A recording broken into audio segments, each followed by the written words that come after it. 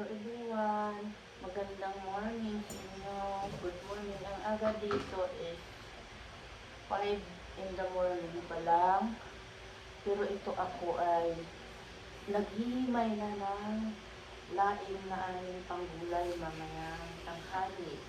Maaga ko siyang hinihimay kasi kaya ko siya maagang hinihimay. Mahirap kasi matagal kaya maputi kaya kailangan ko siyang maagang gagawin. Ito ay ang laing sa Inday. Hindi pa yun nakakanuklay kasi nagluto ako ng almusal para pagpasok ng aking anak. Kapag almusal na siya, tapos ito na ang inuna ko kaagad. Tapos kanina nagligpit na ako ng kalat ng aking mga alaga. Tapos nagluto, tapos ito, ang aga-aga, tapos ito na, uy! Cellphone, akyat si Miming sa cellphone ko. Natatakot ako kasi may umaakyat kasi. Nilalaglag niya yung aking cellphone. Ito ang aking dahon ng gabi. May laman ng kaunti. Doon sa kusina, may laman. Tapos ito ang tangkay. Binili ko siya kahapon. Kasi ito ang iulam namin ngayong araw para sa pananghalian. Masarap to. Wala pa lang akong gata. Gata dito. Pero mayroon na akong pangsahog. May hipon na ako dyan na pangsahog para dito. Miming! Wag Miming! Miming naman pasaway, nilalaglag yung cellphone ni Mama. Si Mama, nagbablog. Nagbablog tayo, Miming, para pag kumita na tayo, may pambili kayo ng pagkain. Maraming pagkain. Pagdating ng panahon, Ming, pag pinagkalooban tayo ng Panginoon, ng biyaya.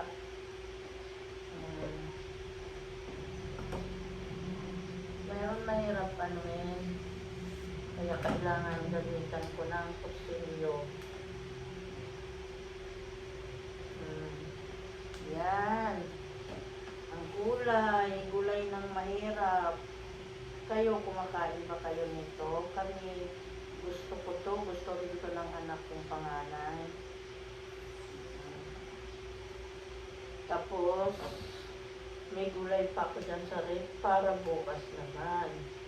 Sa ngayon, ito muna ang unahin ko. Sorry, bago malanta ang dahon. Sinisinok ako. Wala pa nga kinakain, sinisinok na. Yan. At saka pag, ay Miming! Ang kulit talaga ng Miming ko. O panay akyat. Nakapatong kasi sa upuan yung sila. Uy, baka malaglag. Nalaglag na nga.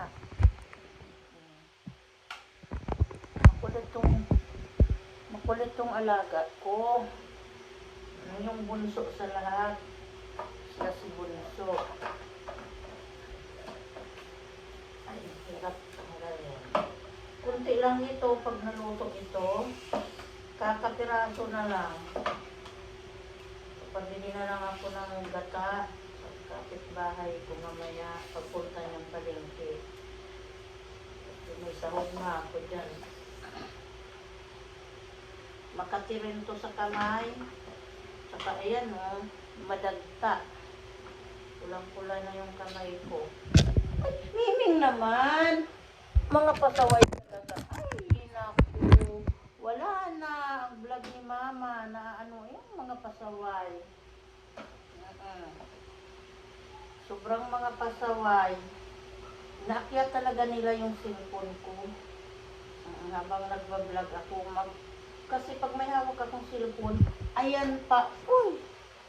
Makulit talaga sila pag may cellphone. Gusto nila, minsan marunong mag-touch yung pusa ko na yan, yung puti na yan, yung bunso. Marunong mag-touch ng cellphone yan. Dati pag nilalagay ko lang yung cellphone ko, pinapakialaman niya, nakakapag-touch siya ng cellphone, nagagalaw. Kasi nanonood siya, milig siya manood. Ang pasaway ng mga Miming. Naggulo si mama habang nagbibideo. Ang cellphone ko pa naman, full storage na, napakahirap. Kailangan kapag na-upload na, buburahin ko na sa sa gallery kasi puno na siya. Ang hirap ng cellphone na maliit ang storage niya, kaya napuno na siya. Nahihirapan ako. Saka hindi ako marunong mag-edit, kaya hindi ako nakakagawa pag ako lang. Pina-edit pa inaayos pa ng panganay kong anak. Ay marami din siyang ginagawa. Naangal na nga kasi hindi na daw siya nakakagawa ng mga kanyang gawain kapag akong nagpapagawa sa kanya pag nagpapa-upload. Wala naman kasi akong laptop at saka hindi ako marunong gumamit ng laptop. Kailangan pa siguro pag-aralan. Sa cellphone lang ako. Kaya ayun, sabi na mama, nahihirapan man ako kasi marami rin akong ginagawa. Kaya ayun ko. Pwede ako sa short video lang, pero pag short video lang, ang liit lang ng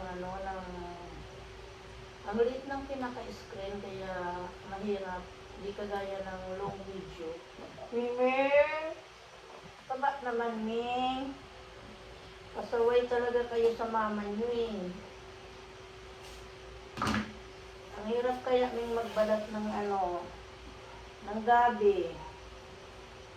Binili ko lang to kahapon, tapos nalanta na yung kanyang dahon. Pagbili ko nito kahapon eh, napakasariwa niya pa.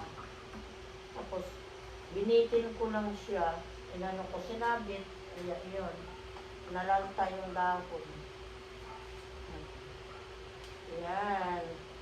Ang laing. Masarap kaya ang laing. Lalo kung may bagoong patong halo. Pero wala akong bagoong eh. May bagoong ako.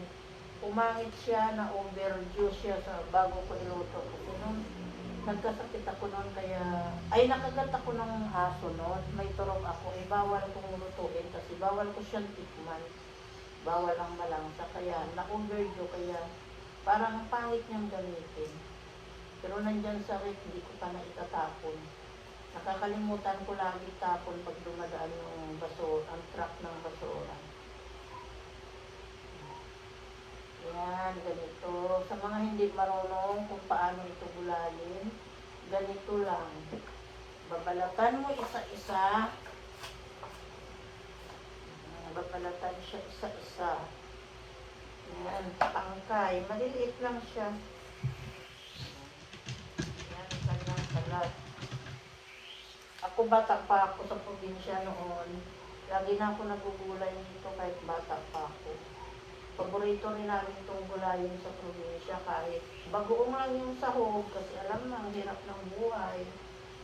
Ang lagi lang namin lagi kami ulam gulay, tapos ang sahog ng gulay namin parating bagoong. Iyon ang kinalakihan namin buhay sa probinsya. Pero dito, ayan, may pusa na naman na gustong magharap sa cellphone. Ayan, oh. Mga pasaway. Makulit talaga yung mga alaga ko, sa totoo lang. Tapos kanina natutulog pa ako. Kanay ng pangulit nila kasi tumatabi rin sila sa akin. Niga din sila sa tabi ko. Kaya ayan, ang amoy ng pusa, amoy ko rin.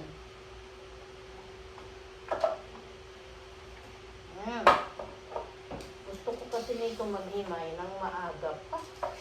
Kasi pag tanghali na, magagahulog ka. Mandar pa ba? Parang meron pa. Mamaya ipakita ko to sa inyo pag pagluluto ako. Ibang video na, ibang na naman yun. Episode ng video. Ito sa pagbabalat lang muna. Sa paghihimay. Paghihimay ng gabi.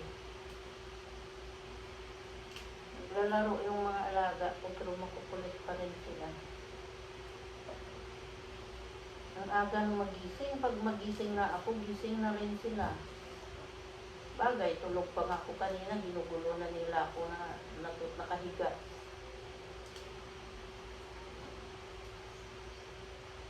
Tapos, maaga ako nanonood. Mahilig ako, nanonood talaga ako sa YouTube. YouTube yung pinapanood ko. Sa TV na ako nanonood. Nag-YouTube. Wala lang sounds kasi tinanggalan ko ng sounds. Maubong pa rin kasi may electric fan. Pero inaalis naman yan ng anak ko yung ubong na yan pag nag-aano na siya. Pag ina-upload niya.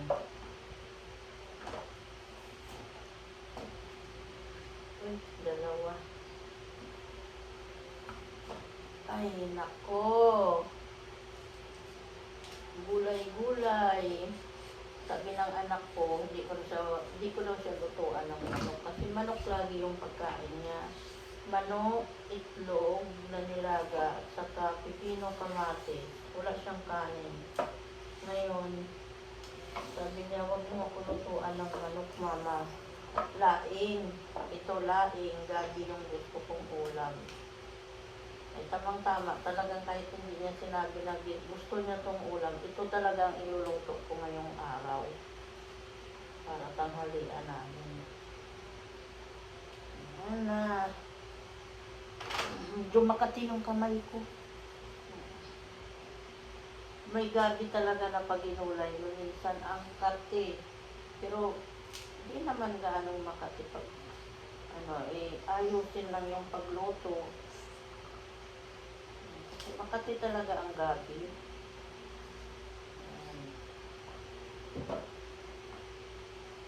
Hindi ko alam anong oras na kaya. May liwanag na sa labas. Baka makita kung may anong oras na rito sa cellphone ko kasi yan ang gamit ko, cellphone. Sa pagbibideo.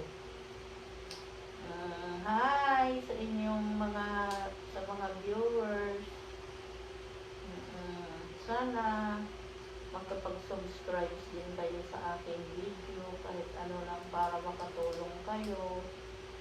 Ang aking mga alaga, ayan, napakagastos ng mga yan. Sa buhangin lang, ang 10 liters na ng buhangin, 4 days lang nilang gagamitin yan. Itong 45 bawat isang 10 liters, isang bag na 10 liters ang laman. Ang price ay 245 plus pagkain. Magastos ang mga may alaga, ang pusa. Kaso mapagmahal nga kami sa pusa. Saka yung aso namin, alam nyo ba na ang kinakain ng aso namin, ayaw nila ng dog food. Pag binilan ko ng sarili nilang dog food, ang kinakain din nila, kung anong kinakain ng pusa, cat food. Yung cat food na yun, binabasa ko yun, binubusan ko yun ng tubig na mainit para umalsa at saka lumambot. Tapos nilalagyan ko ng isda, minsan with food, yun ang hinahalo ko pagkain nila. Kaya kasama na rin yung aso. Alam niyo ba na gustong-gusto pa ng aso yung cat food kaysa sa dog food nila? Hindi ko alam kung bakit. Ba't gusto nila yung cat food? Ayaw nila ng dog food. Ay, may nasayang lang akong dog food nung nakaraan kasi ayaw nila. Binigay ko lang dyan sa labas ng mga aso. Pero pag cat food ng pusa, gustong-gusto ng dalawang aso namin. Kaya inuuna ko pakain ng pusa, tapos sila naman. Kasi ang pusa ko, konti lang ang kinakain ng mga yun. Diyan sila gaanong matakaw. Kasi kumakain din sila ng dry na cat food, tapos yung binabasa ko. Kasi may pusa ako na, yung bulag kong pusa, ayaw na ng, at saka yung isa, yung malaking kong pusa na si Dambo, gusto nun dry. Kaya may dry din para sa kanila. Ayan, binabalik-balikan lang yan, tapos pag wala ng laman, mag-ngyaw-ngyaw yan sila para lagyan ko na naman ng laman. Ayan yung mga alaga.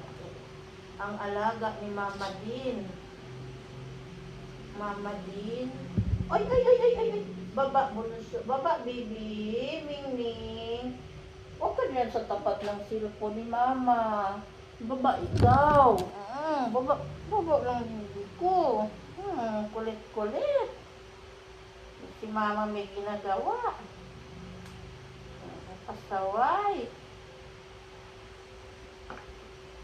Kulit nila. Matagal pa to.